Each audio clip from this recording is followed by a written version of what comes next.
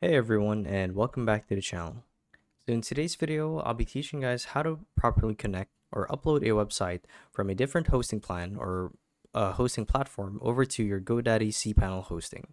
So without further ado, let's dive right in. So to actually do this is quite simple, and assuming that you guys have already signed up for GoDaddy.com as well as creating your account, you should be ready to put up your own website. And to do so is quite simple. Once you guys are logged in, you want to navigate to the dashboard. And on this page right here, you guys would want to click on My Products. Now, My Products is the button found under your profile icon on the top right corner of your screen. So it's this one right here. So when we go to click on it, we're going to click on My Products, and it'll redirect us to this page right here. Now you'll see right away that among the registered domains and websites under your account, you'll see that there's an option to set up a free website.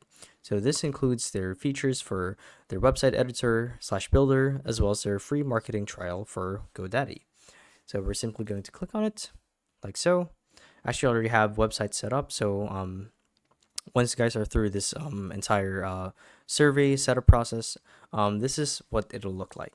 So this is what the website editor looks like. And here you guys can adjust elements within your site, as well as the splash page, reposition a couple of things on your website, add new content, change the text, add a theme, color gradients, and whatnot. And that's pretty cool.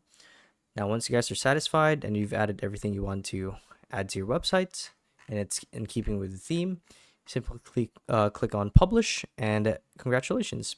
People can now see your website on the internet. And here's what it looks like. Here's the actual website for it. And it's honestly that simple.